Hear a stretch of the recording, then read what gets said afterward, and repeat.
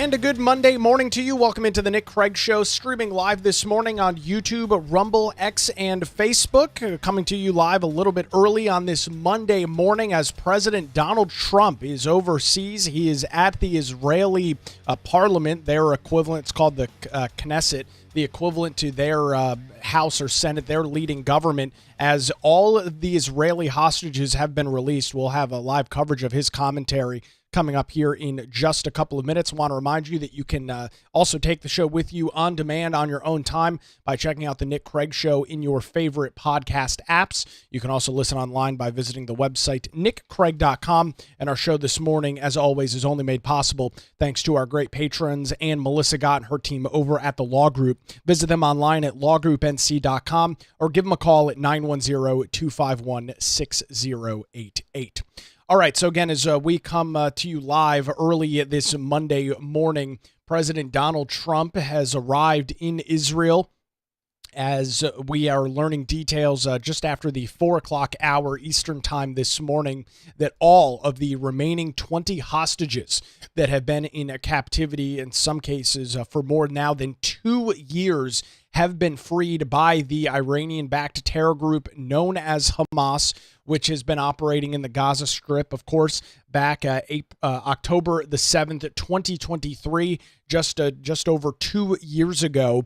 The Iranian-backed terror group moved into portions of Israel, slaughtered more than 1,000 people, took more than 250 hostages, some of them U.S. hostages.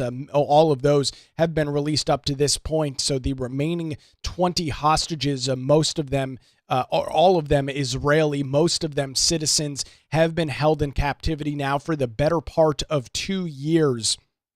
And as we were learning some of the details this morning on this peace deal, this is the major Gaza brokered peace deal that President Donald Trump had announced late last week. The process of turning over those hostages and getting those individuals back into the hands of the Israelis has officially taken effect this morning. And as we are looking at the process as to how this is actually unfolding, Hamas has released the hostages to the Red Cross in a kind of like a DMZ zone that exists within the Gaza Strip. And from that, once they are handed over to the Red Cross, they are briefly checked for any sort of health or medical issues. Then they are given over to IDF forces in the Gaza Strip, past the line that has been agreed upon in this peace deal, and then are transported from IDF. They've been taking helicopters to Tel Aviv.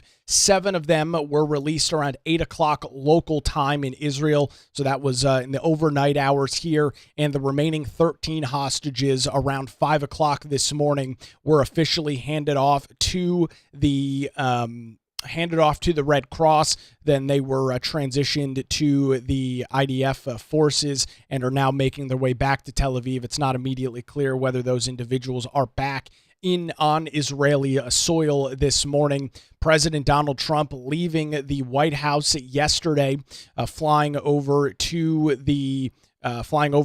Israel, and as he landed, as he hit the ground, Hamas began the process of transitioning those prisoners, transitioning those hostages over. Now, as I mentioned, 20, those are the 20 that are living. There are dozens more due to the horrific conditions in which these individuals were held captive that are unfortunately perished, unfortunately lost their lives. So those remains, those bodies, over the coming days and hopefully a shorter period of time, weeks, are given back to their families and can have some semblance of peace, knowing that they've been able to bury their family members and give them a proper burial and a proper funeral. So that process will also be unfolding over the next couple of weeks. The president walked out as you're looking at the live footage in the bottom left-hand corner of your screen, the president walked out about 20 minutes or so ago, and I have lost count as to how many standing ovations the Israeli Knesset has given President Donald Trump. His cabinet is there as well, members of his cabinet, Department of War Secretary Pete Hegseth, Marco Rubio, also on the ground as well. Jared Kushner, his son-in-law, alongside Ivanka, his daughter, also there as well. Kushner, a major player in trying to broker this deal that we learned late last week. The president in Trump will be only the fourth United States president to address the Israeli Knesset, the Israeli parliament, for lack of a better term, this morning. And he is also set to receive what is the equivalent to the Presidential Medal of Freedom that we have here in the United States. He will be receiving the Israeli Medal of Honor, Medal of Freedom, not exactly sure what they call it. He will apparently be receiving that as well. That will likely be given by the Prime Minister and Benjamin Netanyahu as you're watching those proceedings unfold right now, as yet another standing ovation taking place as the president is presumably just moments away from speaking. What exactly the president is going to say remains unclear. You know, there was an incredible amount of not even dissension, but nobody thought that the president could do it. Nobody believed that Trump could make it happen. And it's because they genuinely do not like the president of the United States. And I'm not saying that they want him to fail. I think some might. And I think that that's an unfortunate reality of the politically polarizing times that we live in right now, where the president of the United States is brokering a peace deal between a country, a nation in Israel, and a group of savages, that is the Israeli-backed Hamas terror group. And it is amazing to see that this was able to be done. You know, this has been going on. This conflict has now been brewing for the better part of 2 years, right? You're well aware of that. You know the situation that has been unfolding. And it's incredibly unfortunate that it took this long to get it done. But it is now here. It is done. And fortunately, due to the strong leadership out of Washington, D.C., due to the strong tactics of this administration, these 20 hostages are free, and there will and the remains, the bodies of the rest, will soon be released. And that is a major, major win. And it's not even political. I mean, let's look at this from a humanitarian standpoint. Let's look at this from obviously everybody always talks about world peace this, world peace that. You're never going to have world peace. There's always going to be individuals at conflict. There's always going to be individuals that have issues with another nation, issues with another government. The concept and the notion of all in all world peace is nothing more than a fairy tale, if I'm just being perfectly blunt and honest with you. But this peace deal, these negotiations that you've been watching and started back in January of this year. I mean, you had the president get sworn in on January the 20th, taking the oath of office, becoming the 47th president of the United States. The work began immediately. The work began right off the bat. And it's hard work. It's sleepless work. The president departed the Oval Office, departed Washington, D.C. around, 8 o'clock last night, Eastern time, flew overnight, wheels up, landed in Israel just a couple of hours ago, has already met with members of the Israeli government, has met with Prime Minister and Benjamin Netanyahu, and is now sitting in front of the Israeli government, ready to address not only the Israeli government, but the world about this peace deal. I mean, and it is something that is truly remarkable. And it's something that many probably assumed wouldn't get done. And I will say this once again while we wait for the president to begin his commentary. It's 1:21 p.m. rather in Israel right now, just after 1 p.m. as he is addressing the Israeli government. This is a historic move for President Donald Trump. And this is something that should be applauded on both sides of the political aisle. You know, one of the issues that we talk about is the polarized times in which we live. And they are. I will be the first to admit things are incredibly polarizing right now. Individuals, based on their political background, based on their political ideology, based on their political belief, on both sides of the aisle, refuse to give the other side credit for anything. And I will contend to you this morning that that is a major problem. I will contend to you this morning that we have veered off the path of any sort of sane normalcy when we can no longer have and no longer look at a situation objectively and say, this is good. I will be the first to admit, if Joe Biden was sitting up in front of the Israeli parliament this morning, I would be on the air saying the exact same thing. I have no problem giving individuals who I may politically disagree with credit where credit is due. I talked a little bit about this last week. We have to be willing to give individuals credit when they do good work. Regardless, I'm a staunch conservative. I'm a staunch Republican. I do not like Democrat policies. I don't frankly like a lot of Democrats, if I'm being completely blunt and honest with you. But I can look at a situation objectively and I can say, this is good. This is successful. This is something that should be applauded. And as I was up a little after 4 o'clock this morning and turned on cable news, all of the cable news networks, Fox, CNN, MSNBC, and of course BBC, all of them having live coverage of the details, all having live coverage of the situation unfolding in the Middle East this morning as President Donald Trump announced the details of this brokered peace deal last week. And are there still questions? Absolutely. Will both sides abide by the ceasefire? You hope. Will both sides stop the bloodshed? Will they stop the shooting? Will they stop the killing? You would hope so. The big news here, of course, is the fact that the hostages have been released.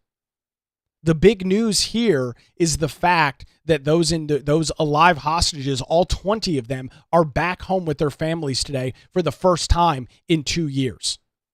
Something that, even if you had looked back 12 months ago, seemed like it was probably not going to happen. I mean, if I'm being perfectly blunt and honest with you, 12 months ago, if you told me, oh yeah, these hostages are going to be released, I probably wouldn't have believed you.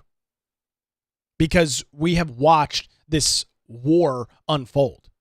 We have watched the atrocious acts on both sides, from the Iranian-backed terror group known as Hamas in the Gaza Strip, and we've seen some of the things that the IDF has done in terms of blocking aid. I'm not trying to get into a back and forth on that this morning, but both sides have contributed to the issues that exist. So looking right now, it appears that the prime minister in Benjamin Netanyahu is making his way up. He is talking to President Donald Trump right now and is beginning his comments. Let's listen in live, hear what's going on.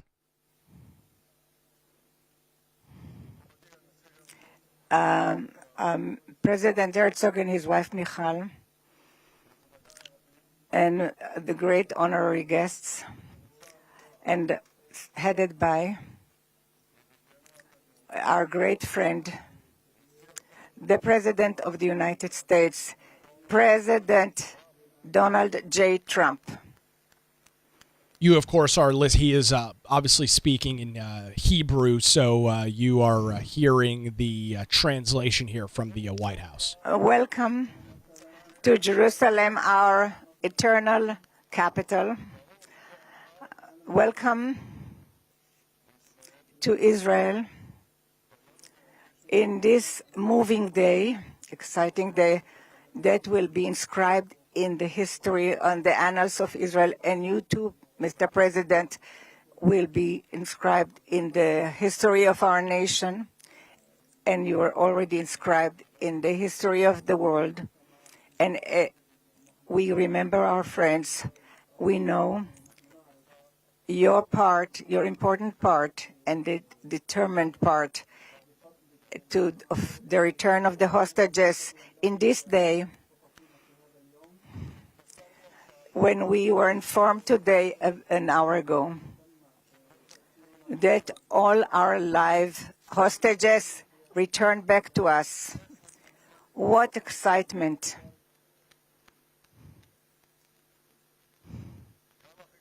How long we've waited for this moment, and we have committed to return everyone. And I want to thank you personally and on behalf of the whole nation. Thank you, Mr. President, President Trump. Thank you, Mr. President. You're hearing through translation the voice of Israeli Prime Minister Benjamin Netanyahu live this morning in the Israeli parliament.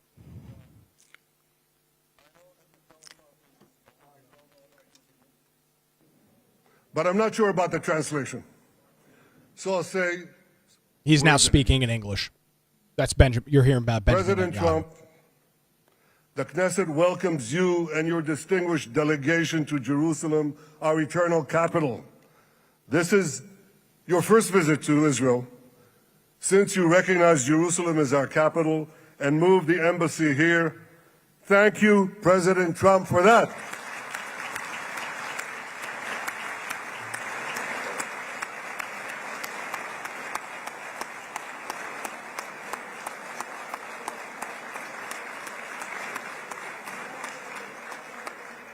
There are many other reasons to thank you since your last visit here. Thank you for recognizing Israeli sovereignty over the Golan Heights.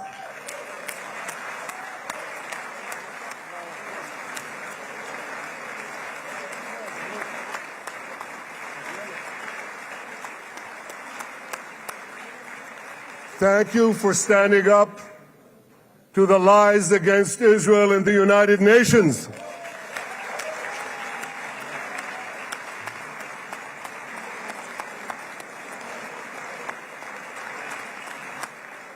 Thank you for recognizing in your 2020 peace plan our rights in Judea and Samaria, the ancestral homeland of the Jewish people.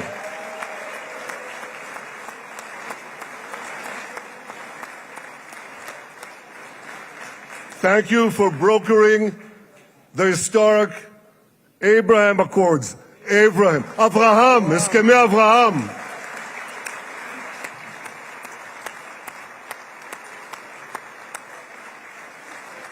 Thank you for withdrawing from the disastrous Iran nuclear deal.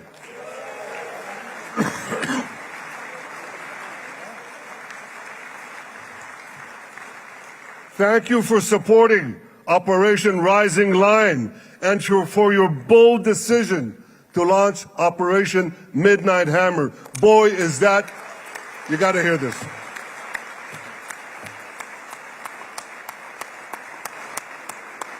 This is the most fitting name ever named for a military operation, because a little after midnight, you really hammered them.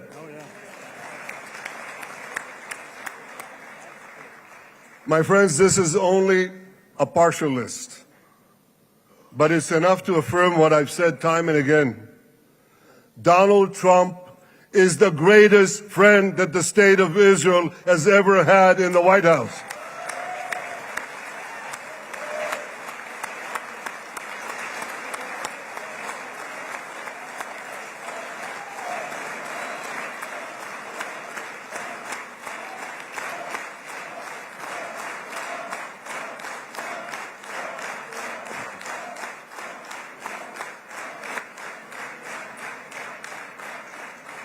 No American president has ever done more for Israel. And as I said in Washington, it ain't even close. It's really not a match. Mr. President, today we welcome you here to thank you for your pivotal leadership in putting forward a proposal that got the backing of almost the entire world. A proposal that brings all our hostages home.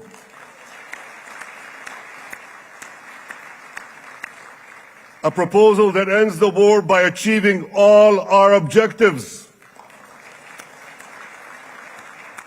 A proposal that opens the door to an historic expansion of peace in our region and beyond our region. Mr. President, you are committed to this peace. I am committed to this peace. And together, Mr. President, we will achieve this peace. We've done it before. We've done it before in the Abraham Accords, and we'll do it again. Mr. President, today the Jewish calendar marks the end of 2 years of war. That war began on October 7th, on the Jewish festival of Simchat Torah. You always tell me, and you tell the world, remember October 7th. Mr. President, we remember. We remember the thousands of Hamas terrorists who stormed into our towns and kibbutzim. We remember the 1,200 people Hamas savagely slaughtered in cold blood, including dozens and dozens of Americans. We remember entire families burnt alive as they embraced each other. We remember the beautiful young Israelis brutally gunned down at the Nova Music Festival. We remember the hundreds of our citizens who were dragged into the dungeons of Gaza, including 12 Americans, men and women, young and old, babies and elderly Holocaust survivors. My friends, Mr. President, Donald, these monsters take babies as hostages.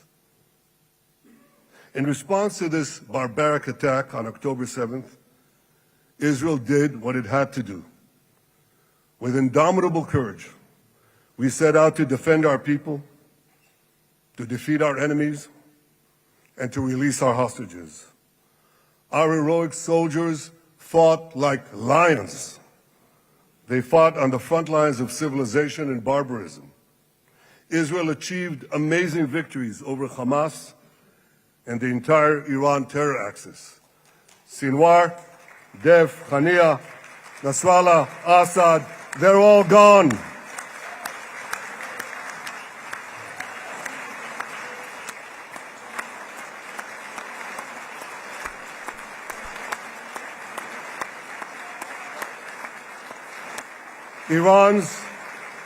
Iran's nuclear weapons and ballistic missile program, with your enormous help, Mr. President, rolled back.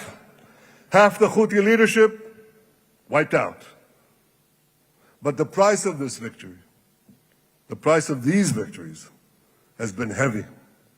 Nearly 2,000 of Israel's finest were lost, nearly half in battle. They left behind parents, spouses, siblings, and children. Their love and laughter, their promise and potential were lost forever. To the families of our fallen fighters, many of them are here, I say, I know the depth of your pain. I know the inconsolable grief that will accompany you for the rest of your lives. The state of Israel bows its head in eternal gratitude to our fallen heroes. Because of these heroes, our nation will survive. Because of these heroes, our nations will thrive. And because of these heroes, our nation will have peace. Mr. President, thousands of our brave soldiers were also wounded, suffering terrible blows to body and soul. Brave soldiers like Ari Spitz. Ari is an American. Ari is an American Israeli who was injured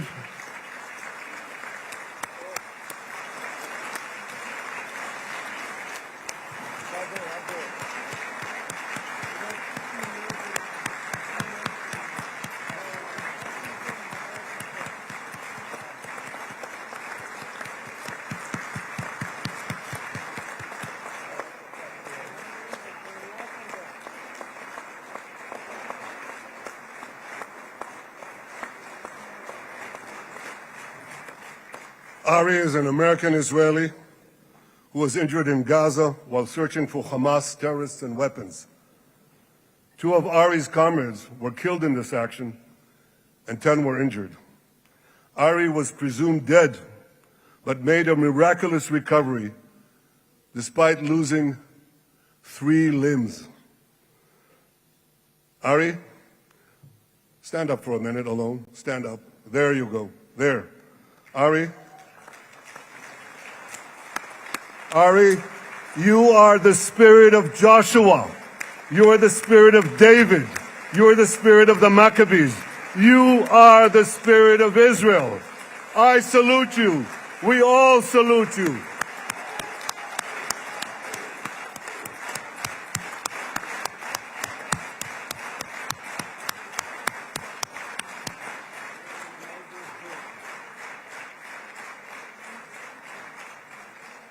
Sabine Tassa of Kibbutz Netiv HaAsara is watching us today from the Israeli consulate in Los Angeles. Sabine lost her husband and her oldest son on October 7th. She is the mother of 3 other boys.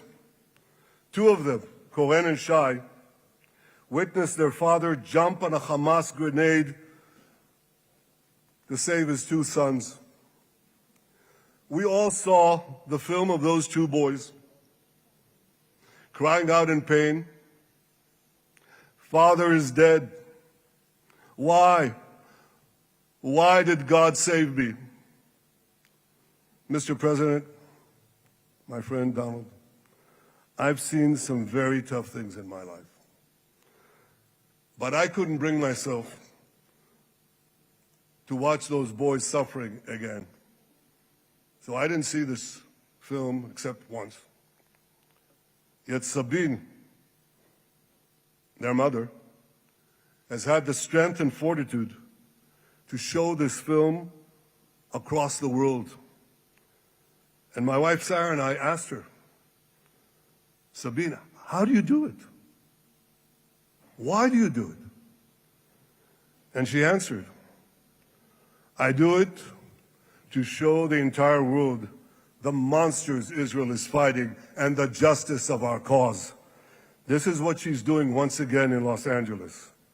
Sabine, you can hear me now, so I want to tell you on behalf of all of us, you embody the spirit of our biblical heroines, Deborah, Ruth, and Esther. You too are the spirit of Israel, and we all salute you.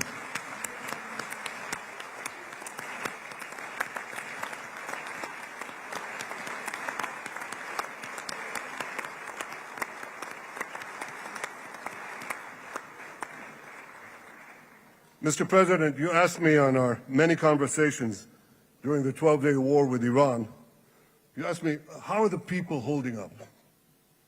And I said to you, our people are strong. Israelis are a nation of lions with unlimited resolve to defend our country and secure our future. The people give strength to our soldiers, and the people give strength to me and to my colleagues. The Jewish people have risen from the ashes time and again, but when we formed the State of Israel and the Army of Israel, we pledged never again would be defenseless against our enemies. And that resolute strength not only assures our survival, it assures our future, it assures peace.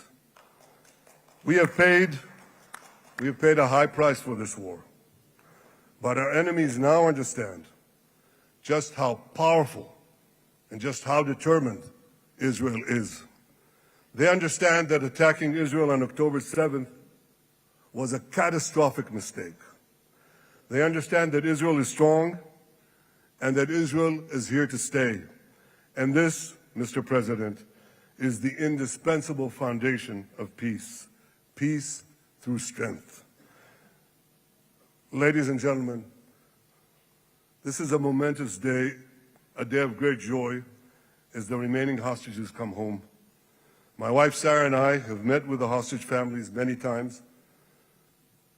There were no words to describe their agony, only tears of bottomless sorrow and unimaginable pain. At the beginning of the war, I promised to bring all the hostages home. Today, with the indispensable help, the determined and focused help, the unremitting help of President Trump and his team, and with the incredible sacrifice and courage of the soldiers of Israel, we are fulfilling that promise.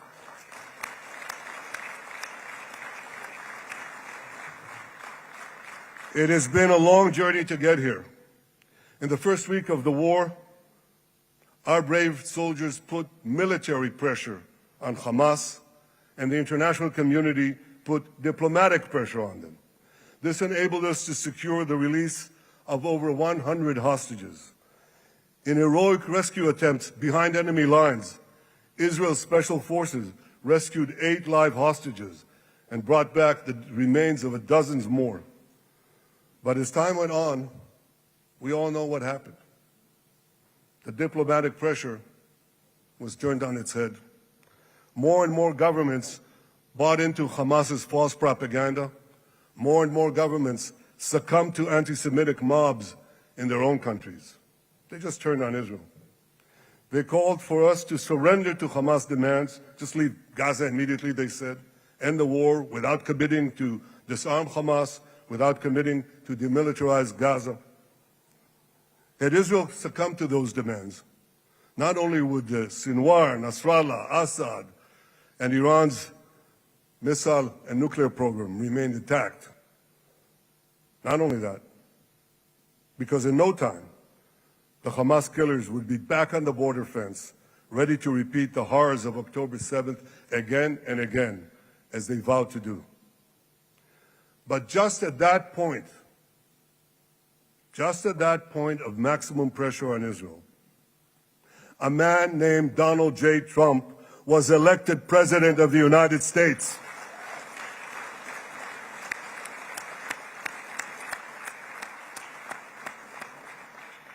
And ladies and gentlemen, overnight,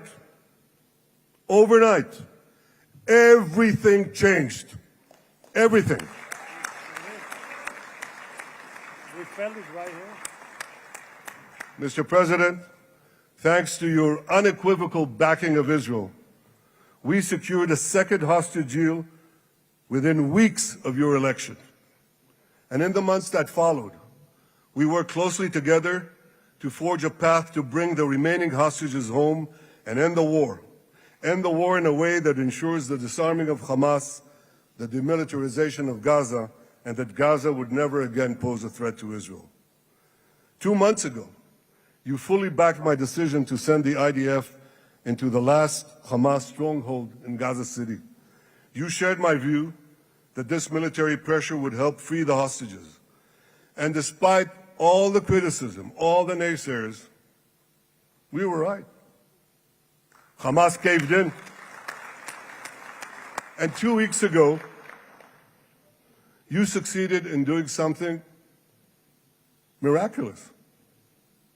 You succeeded in doing something that no one believed was possible. You brought most of the Arab world, you brought most of the world behind your proposal to free the hostages and end the war.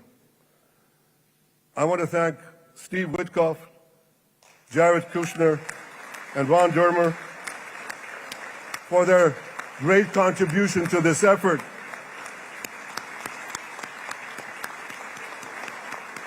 That comment there from Benjamin Netanyahu really proves how important of an issue it was for this administration and how they really have been working on it since literally day one that the president has been back in the Oval Office.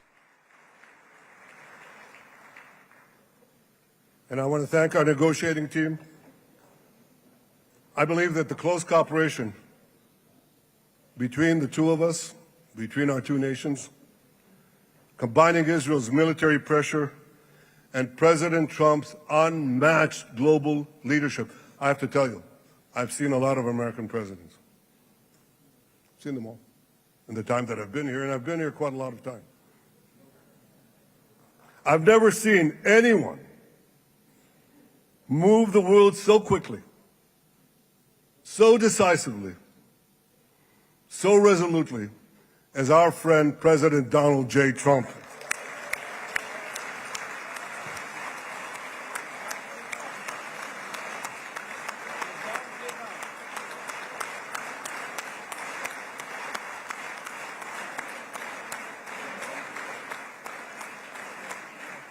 With our military pressure and President Trump's global leadership, we achieved this historic moment. It's a moment of indescribable joy as our nation embraces our sons who are coming home. Mr. President, this week,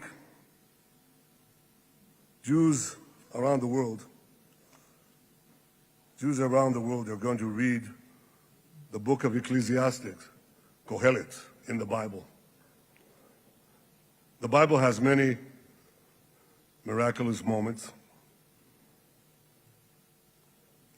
One of them was your decision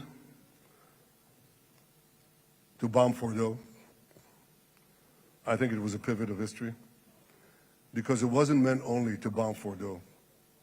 That action and your previous action of taking out Qasem Soleimani, the architect of death, I think that changed the balance of power in the world. You brought America back again to the driver's seat.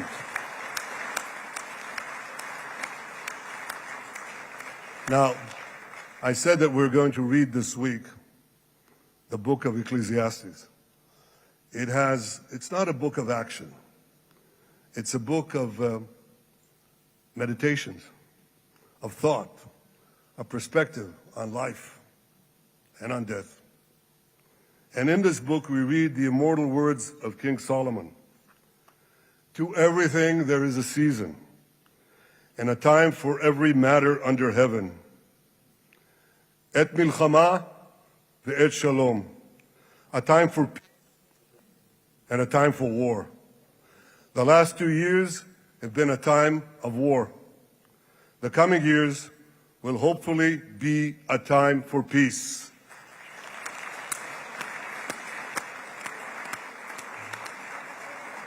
Peace inside Israel and peace outside Israel.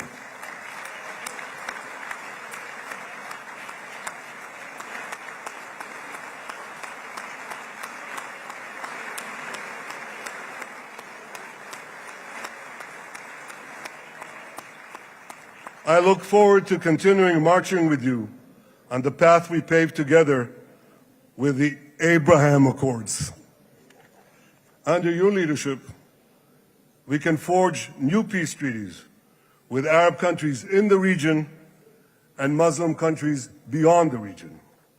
Abraham's children will work together to build a better future, a future that will unite civilization against barbarism, light against darkness, and hope against despair. And my friends, I believe that with President Trump's leadership, this will happen a lot faster than people think.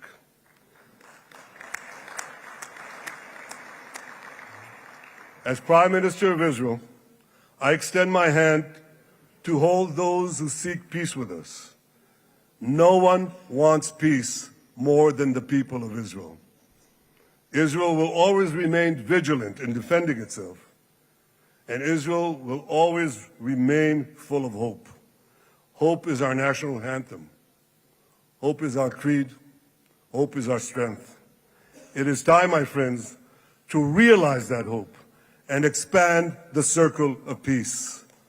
Mr. President, thank you for all you have done for us. I have submitted your nomination to be the first non-Israeli recipient of the Israel Prize, Israel's highest award. As to that other prize, just a question of time, you'll get it. but I want you to get the Israel Prize, our highest award, to our greatest friend. He's talking about the Nobel Peace Prize as the other prize that he will get in due time. So this is historic. The first non-Israeli to get this Israeli equivalent to the Presidential Medal of Freedom. When others were weak, you were strong. When others were fearful, you were bold. When others abandoned us, you stood by our side. On behalf of the government and people of Israel, I thank you for your extraordinary friendship. Thank you for helping bring our hostages home. Thank you for supporting Israel's march to victory. Thank you for paving a path to peace. מכובדי נשיא ארצות הברית, ידידי דונלד. Honorary President, welcome to Israel. Welcome to Jerusalem. Welcome in this exciting day that brought us to this day.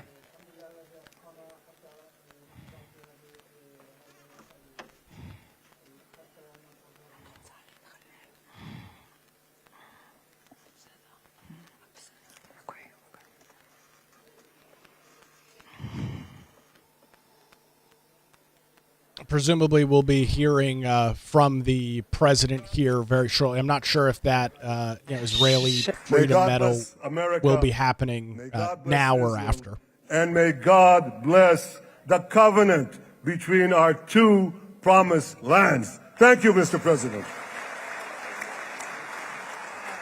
All right, so you were just listening to Israeli Prime Minister Benjamin Netanyahu describe the situation that has unfolded over the last 2 years and describing how really none of this would have been possible without President Donald Trump getting back into the Oval Office. Hard to argue with what the Israeli Prime Minister said after we watched and really no movement in any terms of significant peace negotiations over the last 2 years until earlier this year in January when President Donald Trump took control here in the Oval Office. Here comes President Donald Trump. Let's take a listen. The president. Where? Chants of Trump being chanted in the Israeli Knesset this morning. Come on up. I'm not sure that's ever. Come on, opposition. Yeah. Okay. I don't know who. I guess that's the opposition אני מתכבד להזמין כעת את party. ראש האופוזיציה, חבר הכנסת יאיר לפיד. So now we have to listen to the opposition party, I guess. I will be the first to admit I don't really know a whole hell of a lot about the Israeli government, so you'll have to excuse a little bit of my ignorance on what's going on there. Speaker, Let's just Knesset, listen. Let's see if Ministers, anything President interesting comes out of Herzog, this. Prime Minister Netanyahu, distinguished guests, Your Excellency, President Trump. For 2 years, we waited for this moment. 2 years of sleepless nights, 2 years without air in our lungs.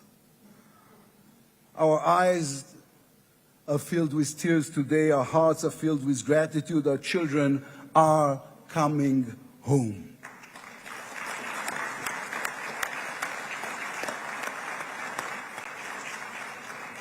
In the Babylonian Talmud, a sacred book of the Jewish people, it is written, whoever destroys one life, it is as though he destroyed an entire world, and whoever saves one life, it is though as he has saved an entire world. Mr. President, you have saved the lives of our hostages.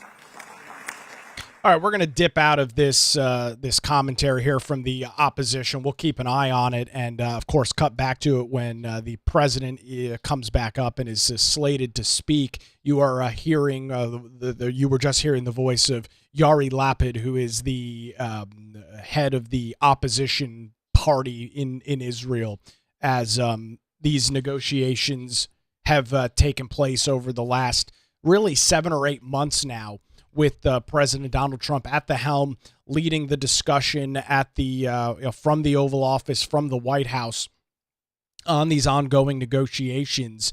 And you heard a couple of things there from the Israeli Prime Minister and Benjamin Netanyahu that cannot be underscored. And I saved a couple of the things and wrote down a couple of his comments.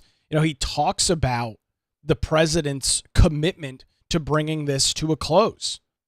He talked about how so many other nations caved to the pro-Hamas crowd. I mean, we saw that here in the United States. Look at what was going on the campus of NYU.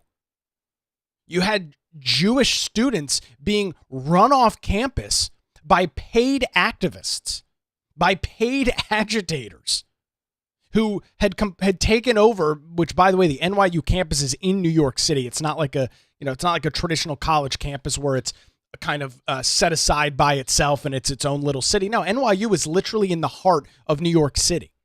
And you had these pro-Hamas, pro-Palestinian groups taking over the parts of the campus, running Jewish students off from a college that they're spending a gazillion dollars a year to attend, all in the name of backing a terror group, all in the name of backing a so-called group of people. Let me just remind you once again, you heard a little bit of this from Netanyahu. Hamas is an Iranian-backed terror group. Iran is the largest state sponsor of terror anywhere across the globe. And in the United States and in many other countries, you saw an uptick, and it still exists on the radical left. I mean, if you look at any of these No Kings protests that happened this past weekend, you saw plenty of free Palestine signs or flags, like whatever the hell that means. I mean, you talk about holding up something. My favorite, of course, is always the Gays for Palestine or LGBTQ for Palestine. A religious sect that does not recognize individuals who are gay, who stones gay people to death, throws them off the roofs of buildings, right? Yet you've got idiot leftists here in the United States running around the streets with their free Palestine flags, their free Hamas flags, LGBTQIAP+ for Palestine. It's freaking absurd. And you saw many other world leaders cave to this pressure. You saw many other world leaders act in a way that is I'm not even going to call it reprehensible. It's just stupid. I mean, why are you giving light to these protesters? Now, you want to have a legitimate discussion about what the IDF was doing in portions of the Gaza Strip? Sure. You want to have a discussion on did Israel go a little too hard? Sure, that's a fair and fine discussion. But when you then translate that and turn that into being in support of a terrorist group that slaughtered over 1,200 people back on October the 7th, 2023. When you try and turn that into support for a group of individuals who at the beginning had taken 251 hostages, you unequivocally are on the wrong side of history. You are unequivocally on the wrong side. Can you be critical of the IDF? Can you be critical of the Israeli military? Can you be critical of Benjamin Netanyahu? Yes, all of those things are allowed. At least they should be. We're allowed to have those discussions, at least in the United States. I'm not going to speak for the rest of the world. But you are and should be allowed to have those discussions, and I think rightfully so. It is a different thing, however, to be on the side of terror and terrorists. And that is what you have seen, this growing trend of radical progressives over recent years. That is what you have seen from them. It's not about being anti-Semitic. It's not about hating Israel. It's being on the side of terror. It is being on the side of death and destruction. And this is unfortunately something that is a growing trend at least in America, on the left side of the political aisle. It is hard to argue everything that you've witnessed over the last 5 years and make the point that there are not some of those on the left that are in favor of death and destruction. I mean, look back at what happened just a couple of weeks ago with the political assassination of Charlie Kirk. What did you witness in the immediate aftermath of Charlie Kirk getting shot and killed in front of 3,000 people? You saw people on the political left cheering on his death, cheering on the fact that he was killed. It makes absolutely no sense to watch this unfold. It makes absolutely no sense that you have got some, not all, but some on the political left that are cheering on the death and destruction of individuals that they disagree with. I will contend to you this morning as we wait for President Donald Trump's commentary here inside of the Israeli parliament coming up, and just hopefully here in a couple of minutes. I will contend to you that that is a major problem. And it's not even, call it a political problem if you want. I would say it's not even political. I'd say it's more of a discussion on right versus wrong. You can hate Charlie Kirk. You can hate Donald Trump. You can hate conservatives. You can hate Republicans. When you are cheering on their death, when you are cheering on individuals being assassinated, when you are cheering on a terror group, I will say it once again, you are unequivocally on the wrong side of history. There is no other place that I can possibly attribute to you than being on the wrong side of history.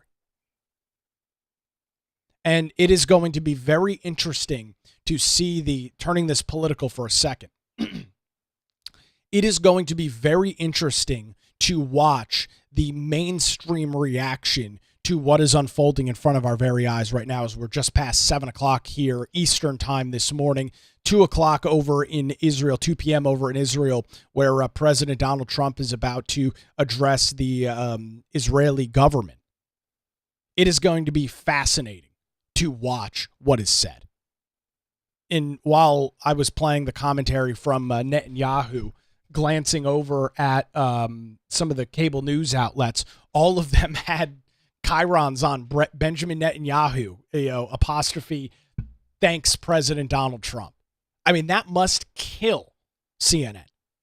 That must kill MSNBC to have to put that up on their chyron, to put that up on a graphic on their screen. But as I mentioned at the top when we were waiting for Netanyahu to start speaking, you should be able to, if you are truly somebody that considers yourself objective, which I would like to think that most people can be pretty objective about things.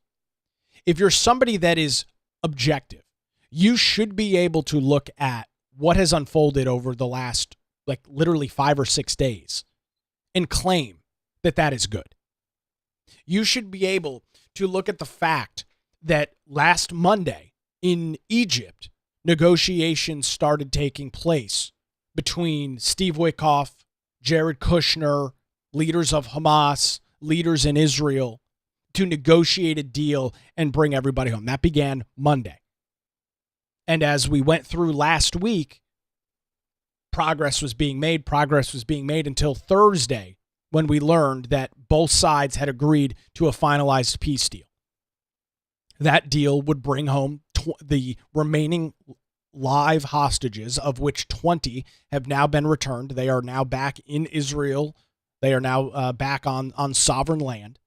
They were transported from Hamas. Then they were transported from Hamas to the Red Cross, from the Red Cross over to the IDF.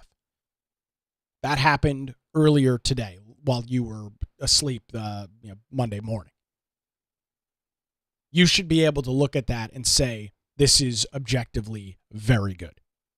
You should be able to look at this and say, this is a major, historic political event. regardless of whether a Democrat is in charge of it or a Republican is in charge of it.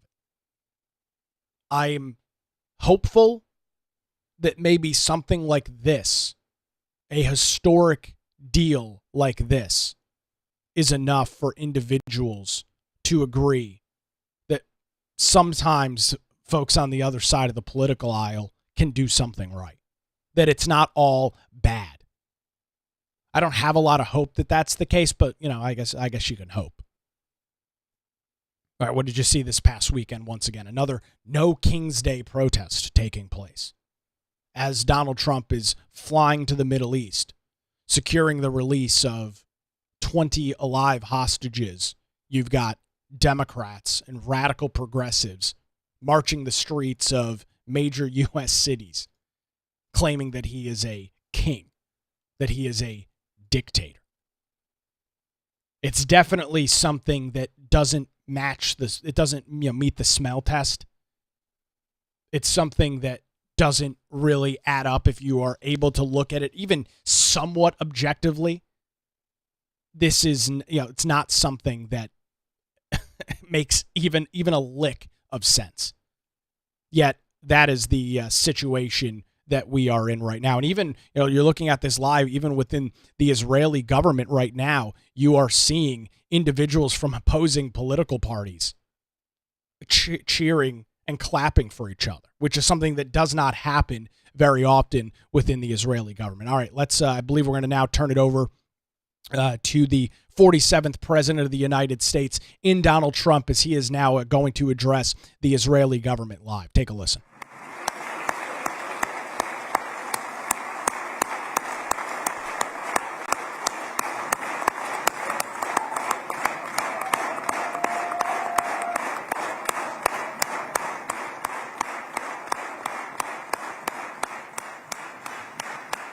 Thank you very much. Thank you. Thank you very much, everybody. It's a great honor. Nice place. Very nice place. Mr. President, Mr. Prime Minister, Mr. Speaker, esteemed members of the Knesset, and cherished citizens of Israel, we gather on a day of profound joy, of soaring hope, of renewed faith, and above all, a day to give our deepest thanks to the Almighty God of Abraham, Isaac, and Jacob.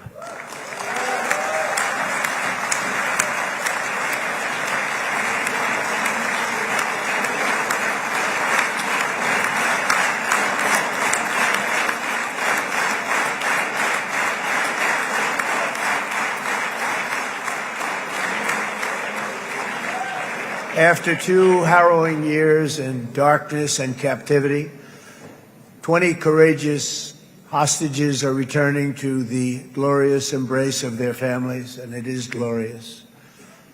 28 more precious loved ones are coming home at last to rest in this sacred soil for all of time. And after so many years of unceasing war and endless danger, today the skies are calm, the guns are silent, the sirens are still, and the sun rises on a holy land that is finally at peace, a land and a region that will live, God willing, in peace for all eternity.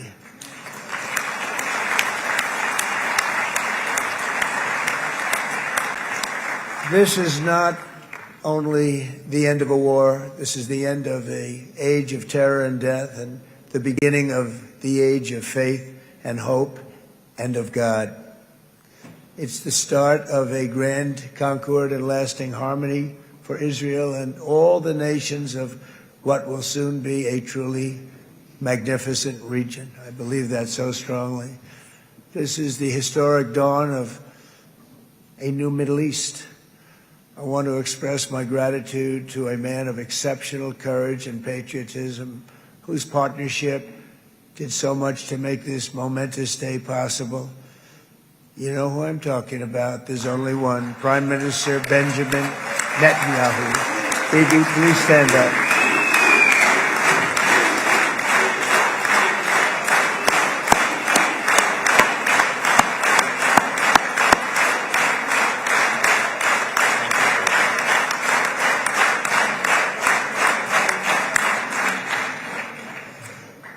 And he is not easy, I want to tell you.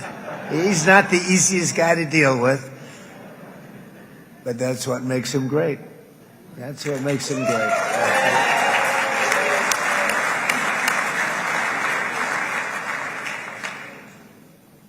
Thank you very much, baby. Great job.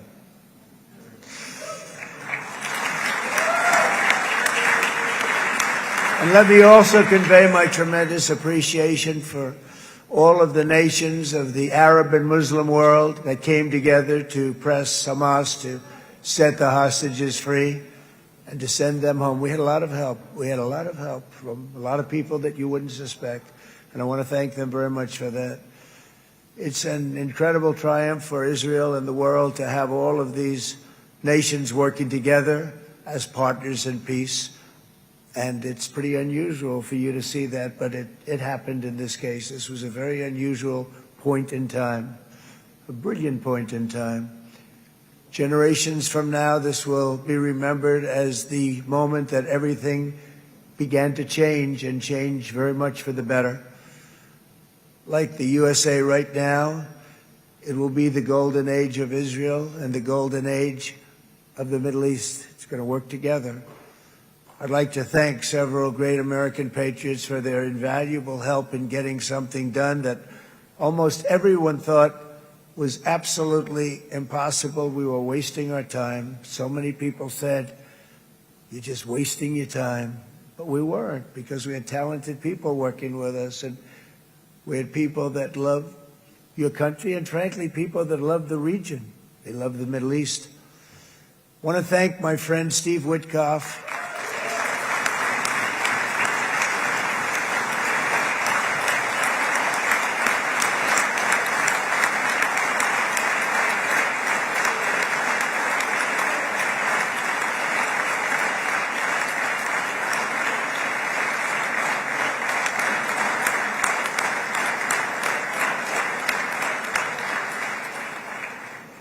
You know, Steve was chosen by me.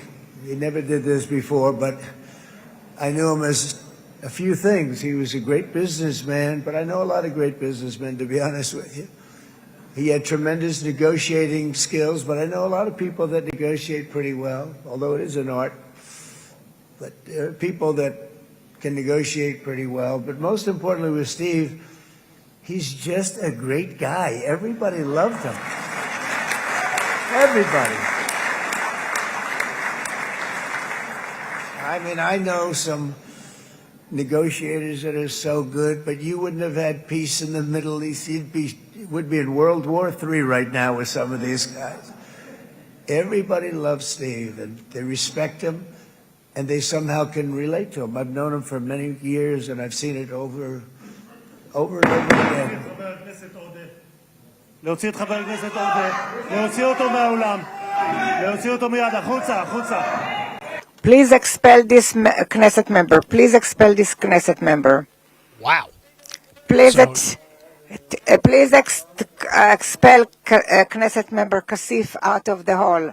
Please expel him immediately. Jesus. Wow. I guess not everybody's satisfied with what's going on as a member of the Israeli. I'm guessing it was just forcibly removed. I don't know what he said or what he was doing, but he, looking over at Fox right now, he is being ushered out by members of the Israeli. I don't even know what it would be considered, but wow. That was very efficient. Always levity from President Donald Trump.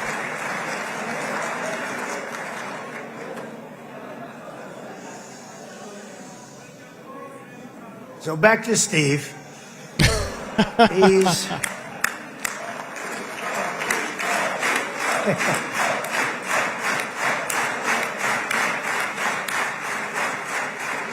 But I tell one story because he was so involved, and then we called in Jared. We need that brain on occasion. We got to get Jared in here. We got to get a certain group of people. But Steve started this all by himself. I call him Henry Kissinger, who doesn't leak.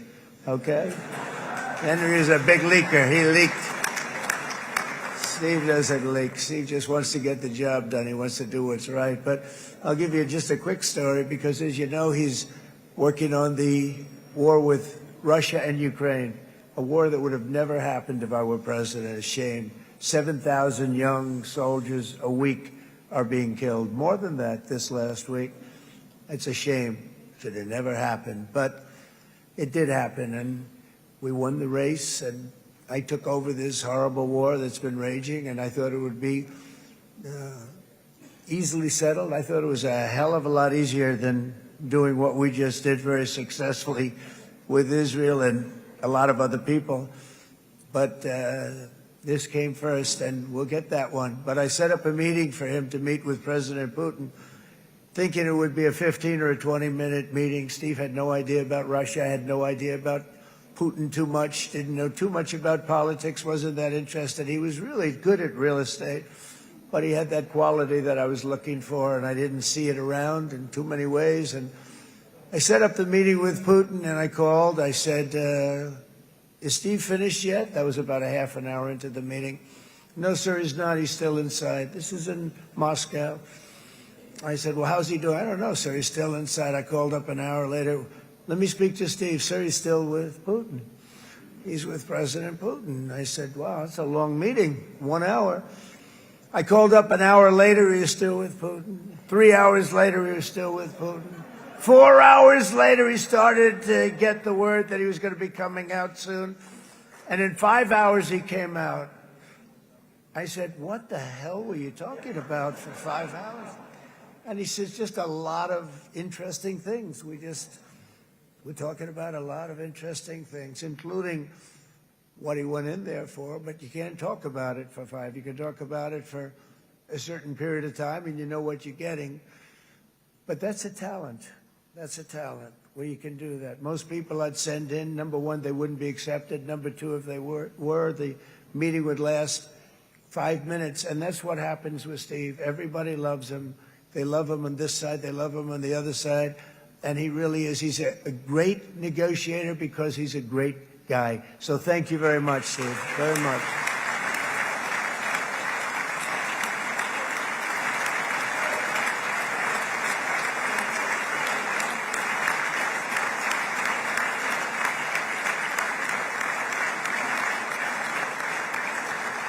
And let me also give a very special thanks to someone who truly loves Israel. In fact, loves it so much that my daughter converted. My daughter converted. I didn't know this was going to happen. And Ivanka's here.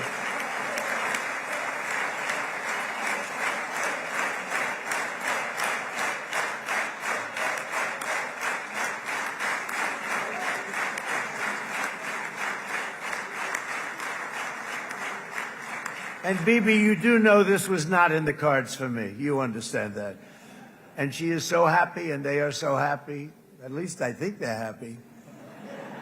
If they're not, we have a big story, right? No, they have a great marriage, and they get along great. They're best friends. They have a very special relationship. But Jared has been so helpful. He really did something very special. He established the Abraham Accords with a group of very wonderful people. I like calling it the Avraham Accords because people that, right? Avraham. It's so cool.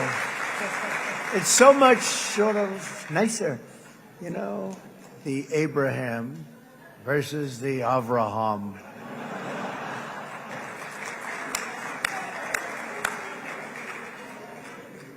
I just don't want to sound too sanctimonious when I do it, so, you know, I sort of split it up. This way we keep everybody happy.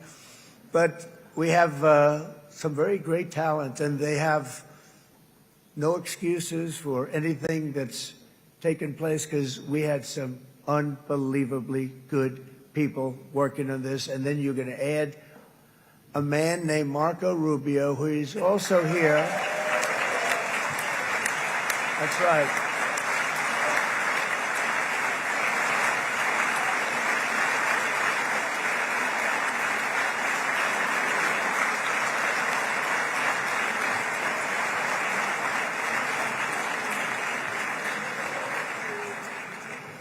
And I have a prediction that Marco will go down, I mean this, as the greatest Secretary of State in the history of the United States. I believe that. I believe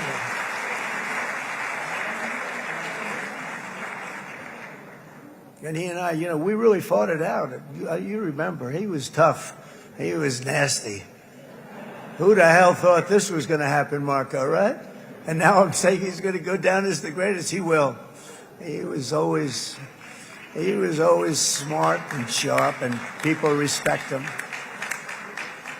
And then we have somebody who's young, but an unbelievable leader. I saw it a long time ago, and he's turned out to be even better than we thought. Right, Susie? I think even better. And that's Pete Hegseth, who is our Secretary of War, formerly Secretary of Defense.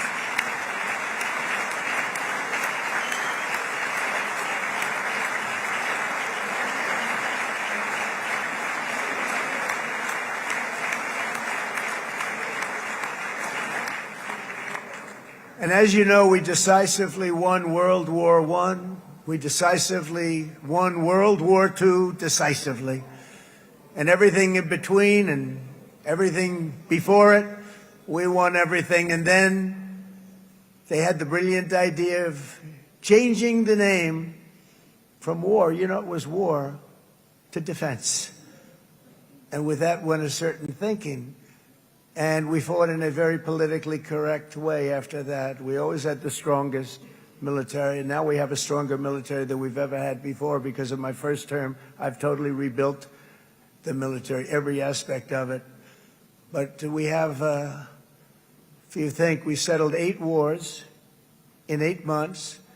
I'm now including this one, by the way, if that's okay. They may say, well, that was quick. Because yesterday I was saying 7, but now I can say 8. The hostages are back. The hostages are back.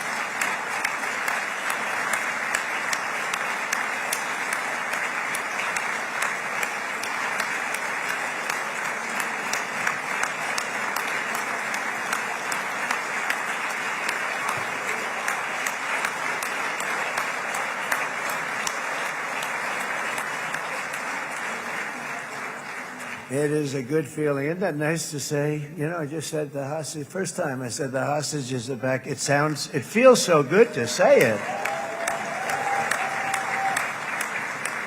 But when you settle 8 wars in 8 months, that means you don't like war. Everyone thought I was going to be brutal. In fact, I remember Hillary Clinton during a debate, she said, look at him. He's going to go into war with everybody. And actually, she said, he's got a personality that's all about war. No, and my personality actually is all about stopping wars. And it seems to work. It seems to work.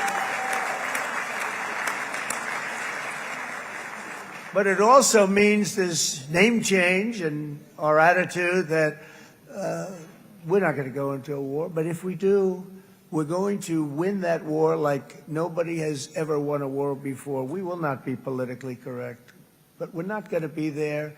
And I think, as you mentioned, Bibi, before, peace through strength. And that's what it's all about. The United States has the greatest and most powerful military in the, right now, history of the world. I can tell you we have weapons that nobody's ever dreamt of. I only hope we never have to use them. I rebuilt the military. I was proud to do it, but some of the things I hated to do. I hated certain of the weapons because the level of power is so enormous. It's so dangerous, so bad. But we have to do what we have to do. We make the best weapons in the world, and we've got a lot of them. And we've given a lot to Israel, frankly. And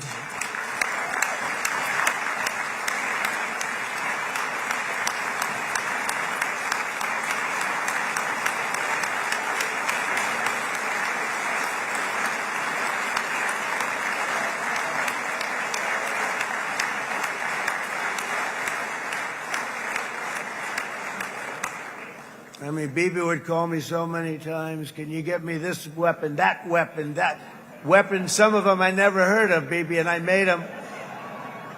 But we'd get them here, wouldn't we? And they are the best. They are the best. And But you used them well. It also takes people that know how to use them, and you obviously used them very well.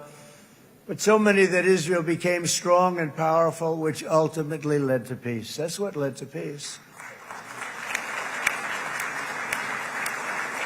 So as we celebrate today, let us remember how this nightmare of depravity and death all began.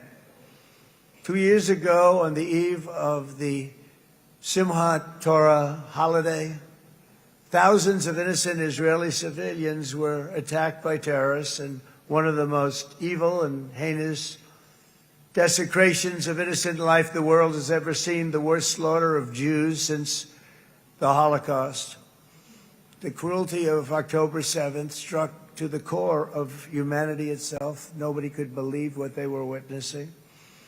The United States of America grieved alongside you, and we mourned for our own citizens who were so viciously taken that day. And to all the families whose lives were forever changed by the atrocities of that day, and all of the people of Israel, please know that America joins you in those two everlasting vows: never forget and never again.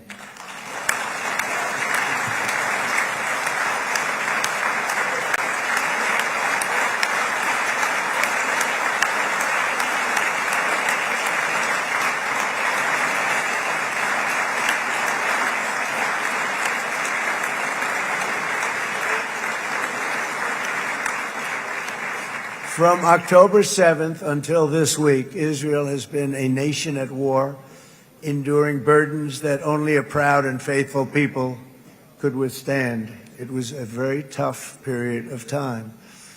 For so many families across this land, it has been years since you've known a single day of true peace. But now at last, not only for Israelis, but also for Palestinians and for many others, the long and painful nightmare is finally over.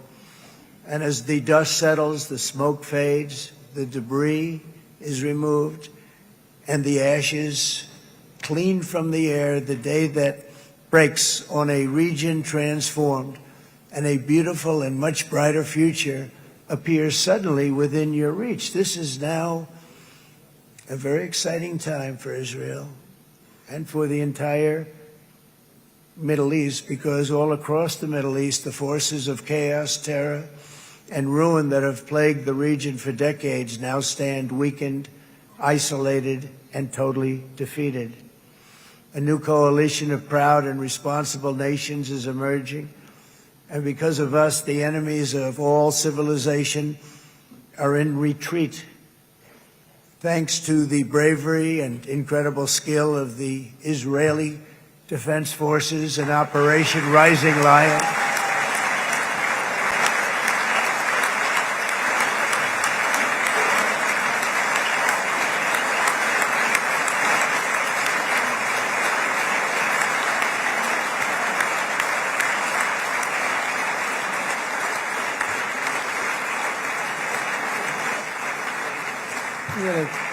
guy's central casting. Let's put him in a movie. Look at him. Great job. And my people loved working with you. Loved it. They worked so well together. But many of Iran's top terrorists, including nuclear scientists and commanders, have been extinguished from this earth. And with Operation Midnight Hammer, boy, that's a great name for that, what we did last June. The United States military flew 7 of those beautiful B-2 bombers. They look so beautiful all of a sudden. They were always, I thought they were pretty planes. I had no idea they could do what they did. In fact, we just ordered 28 more of them. A little updated version. We ordered a whole pile of them. And almost 100 other planes went with them, including fighter jets. And we had 52 tankers, big, beautiful, brand new tankers that were loading them up 4 or 5 times. They've traveled 37 hours back and forth. Think of that. But we had tankers all over the sky for all the other planes. We had the F-22s, the F-35s, F-16s. We had a hell of a lot of planes.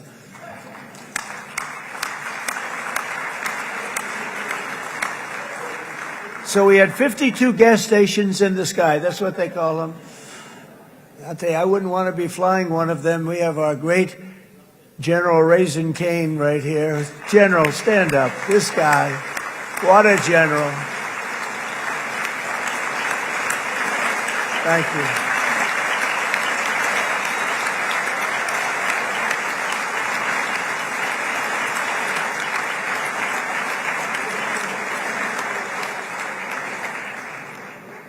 I asked General Cain, I said, we're having problems with ISIS, and I was in Washington, and I asked, how long would it take to defeat ISIS? And my Washington generals told me, 3, 4, maybe 5 years, sir. I said, I don't get it. We got the best equipment in the world. Why? So I flew to Iraq, and I met with a man named Cain. He said, what's your first name? He said, they call me Raisin, sir. I said, wait a minute, your name is Raisin Cain? I've been looking for you for a long time. You gotta be kidding. So they told me 3, 4, 5 years to defeat ISIS. And I sit down with him and I say, why is it? I flew there in the dark of night. I landed, I'll never forget it.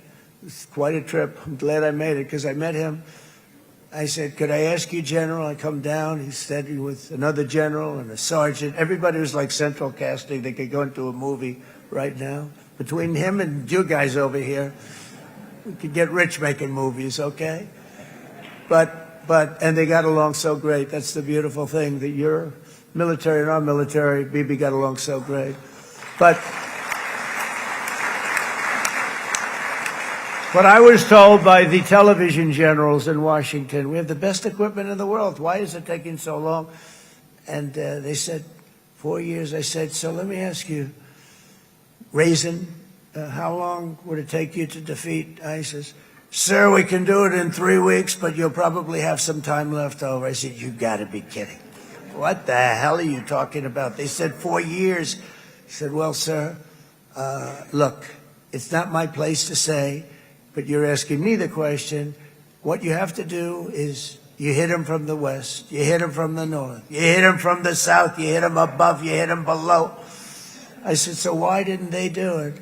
And he didn't want to speak badly of his superiors, which is hard to believe they were his superiors. It should have been the other way around a long time ago, because he's the one that did Operation Hammer. It was flawless. It was flawless. It was absolutely flawless. And I said, so you really think you can do it in 4 weeks? Yes, sir, 100%. You have to do it differently than they were doing it. They were using one base, and it was hundreds of miles away. And he says, we have all these portable bases all over the Middle East. And they didn't want to use them because they didn't want to offend the country where the portable... They wouldn't have even known what the hell the planes were going up, right? They wouldn't have known. But he said, no, they didn't want to defend anybody, offend anybody. And but we can do it in 4 weeks. I said, you sure about that? I'm going to call you back. I'll call you back on Monday. I'm going back to Washington. But you think 4 weeks? Yes, sir, I think we can do it in 4 weeks. We'll have time left over. So I call him on Monday. I say, you think you can do it? 4 weeks. I said, go ahead and do it. He did it. I'll tell you, he did it in 4 weeks, less than 4 weeks. So, General, stand up, please. Again, this is a real general. This is not a television general. He doesn't want to go on television.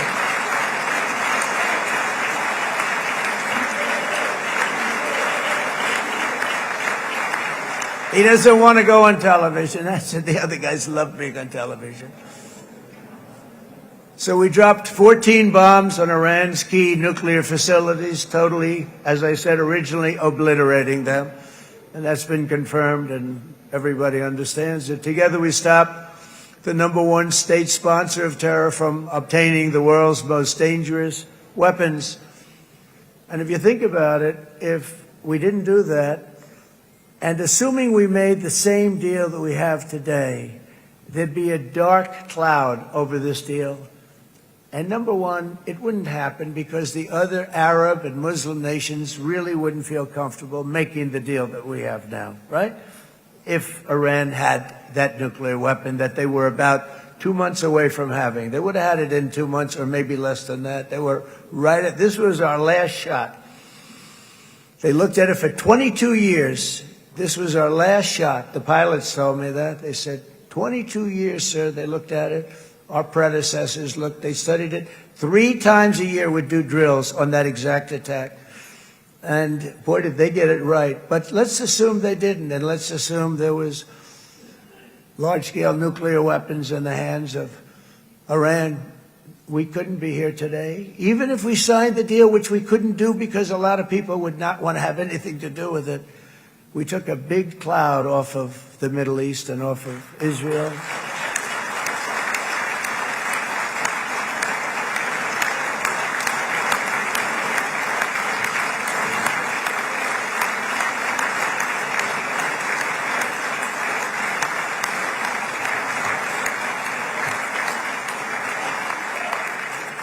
And it was my honor to help.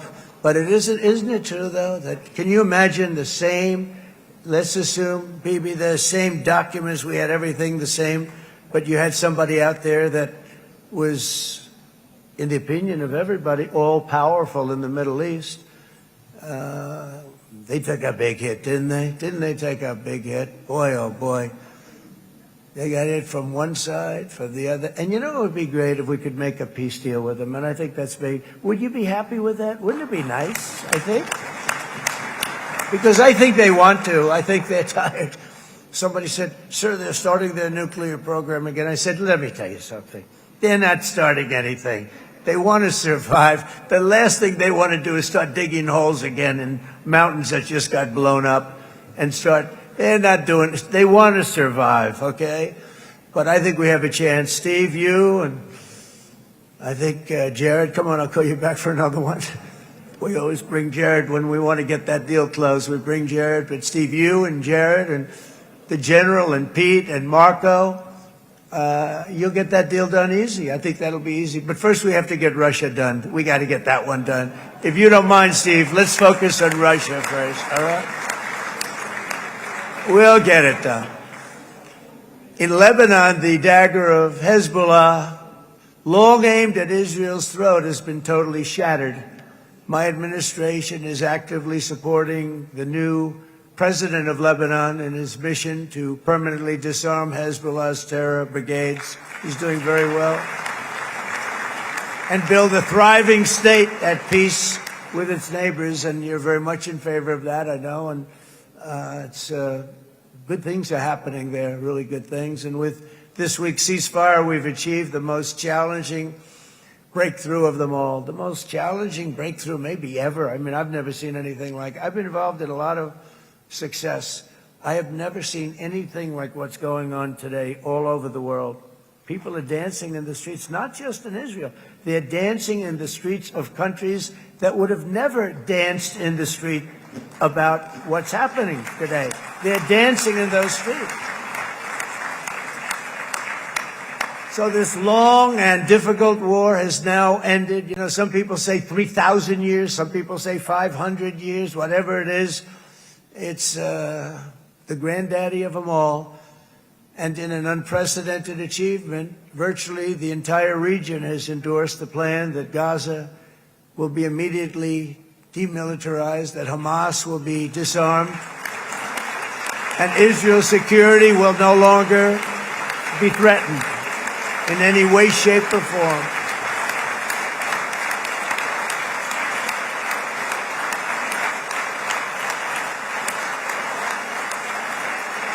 So Israel, with our help, has won all that they can by force of arms. You've won. I mean, you've won.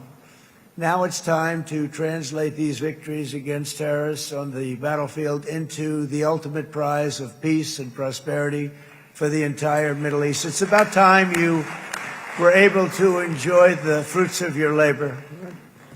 Mr. Opposition Leader. I said he's a very nice opposition leader. I think. No, he's a nice man. Bibi, he's a nice man. Good. He knows what he's doing, right? No, a very nice guy. Well, see, now you can be a little bit nicer, Bibi, because you're not at war anymore, Bibi.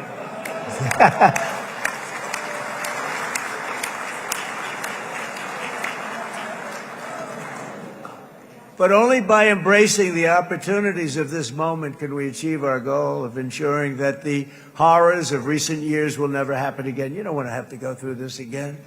8 years ago, I came to this region on a very special first trip abroad as the President of the United States. I came here very early at your request. I addressed the leaders of the Arab and Muslim world gathered in Saudi Arabia and said that it was time to build a future free of the grip of extremism and terror. And interestingly, right now, as soon as I'm finished, I'm quite late. You've kept me quite late between opposition leaders and Bibi's brilliant but very long speech. I thought I was going to run up here, make a speech, and then head to Egypt. It didn't work out, though. And you made a pretty long one, too, sir.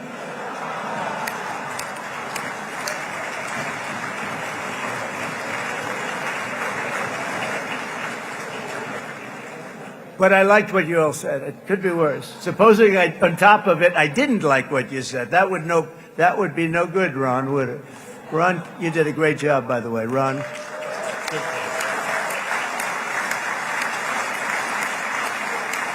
Yeah.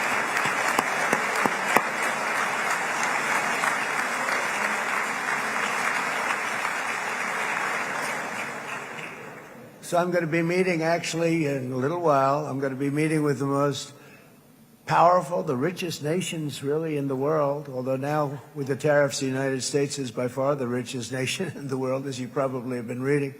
But the richest nations, most powerful nations, tremendous, headed by some tremendous people in many cases. Some cases I wouldn't say necessarily I would endorse. But I will tell you, some incredible people that really helped us make this all possible. So I'll be going there. I'll be quite late. They might not be there by the time I get there. But we're going to give it a shot. But the journey we started back then led to the crushing defeat of the ISIS caliphate, to the monumental Abraham Accords, and ultimately to the historic ceasefire this week, in which many of those same nations really played a very pivotal role, I have to tell you. Steve will tell you that. Jared will tell you that. Together we've shown that peace is not just a hope that we can dream about. It's a reality we can build upon day by day, person by person, and nation by nation. And because of that, the Middle East is finally ready to embrace its extraordinary potential. You have extraordinary potential in this region. It should now be clear to everyone throughout the region that decades of fomenting terrorism and extremism, jihadism and anti-Semitism have not worked. They haven't worked. They've been a disaster. They've just killed. They've killed. They've backfired completely and totally. They've just totally backfired. Everything that you thought, take it worst case, it's turned out to be worse than that. They have not worked. From Gaza to Iran, those bitter hatreds have delivered nothing but misery, suffering, failure, and death. They've served not to weaken Israel, but to annihilate the very forces that did the most to foment this hatred. And it's really, everybody that's tried it has become irrelevant. Meanwhile, we've seen those nations that set aside their differences, reached across ancient divides, and pursued engagement are now among the most successful in the region. They're getting along with Israel, and they're doing great. And I can tell you the 4 nations that joined the Abraham Accords early on, and you'd all be doing me a favor, and I'm going to be saying this in a little while to some other friends, would love you all to, is this right, Jared? Join up in the Abraham Accords. We have to join up and get together. You can have that whole thing filled out. We had a very weak administration, worst president in the history of our country by far. And Barack Obama was not far behind, by the way.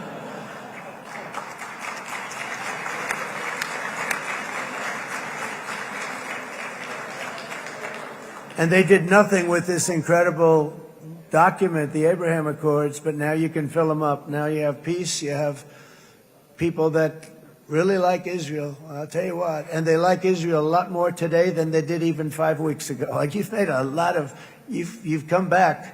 You've come back strong because it was getting to be a little nasty out there in the world, and ultimately the world wins. You can't beat the world. Or I would say to Bibi, it's now time, and he understood it better than anybody, because ultimately, you know, the world's a very big place. And I've said a lot. I said, this piece of land is very small. It's unbelievable what you've done with that tiny, you look at a map even of just, not the world, the Middle East, and you have this little dot. And think of what you've done. It's incredible. It's incredible.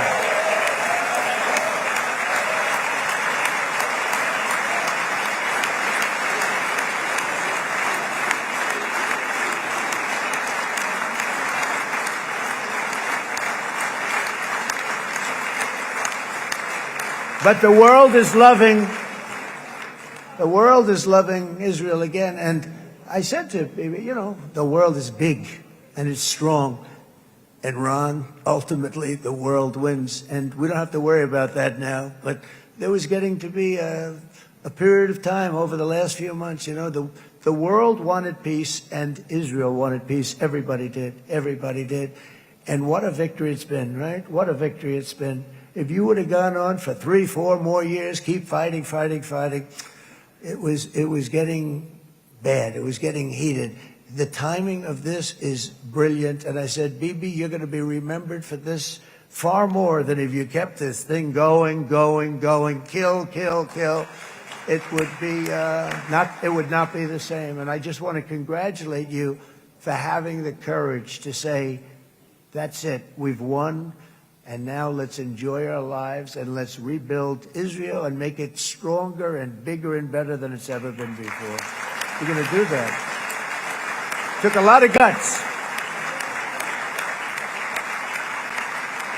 And the choice for Palestinians could not be more clear. This is their chance to turn forever from the path of terror and violence. It's been extreme, to exile the wicked forces of hate that are in their midst. And I think that's going to happen. I've met some people over the last couple of months that want to see it happen very much. And after tremendous pain and death and hardship, now is the time to concentrate on building their people up instead of trying to tear Israel down. We don't want that to happen again. And the total focus of Gazans must be on restoring the fundamentals of stability, safety, dignity, and economic development so they can finally have the better life that their children really do deserve after all these decades of horror. I intend to be a partner in this effort in the sense that we're going to help and we're going to do something that became unbelievably popular. Everybody wants to be on it. It's called the Board of Peace, okay? How about that? Is that a beautiful name? Like a board of peace.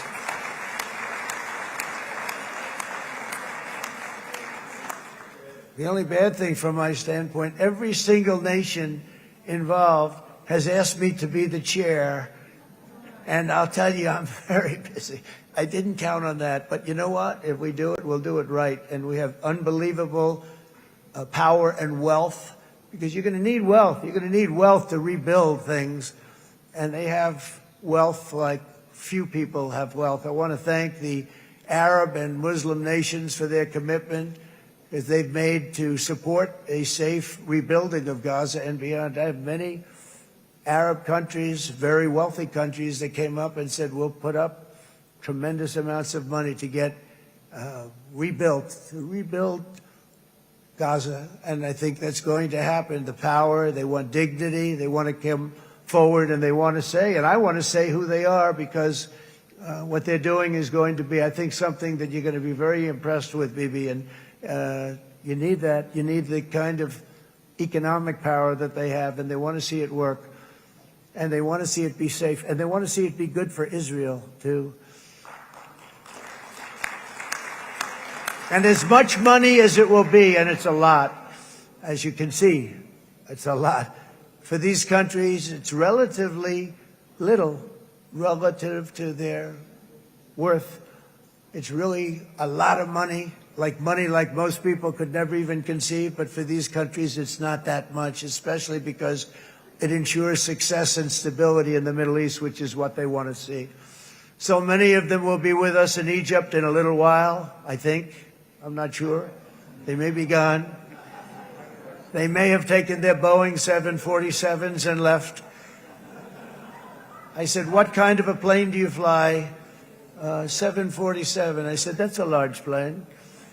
No, they may have. Steve, do you think they've left on their their brand new Boeing 747s? Or I don't know. We're going to find out soon. It's going to be a big story.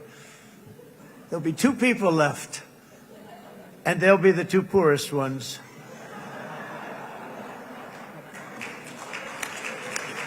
But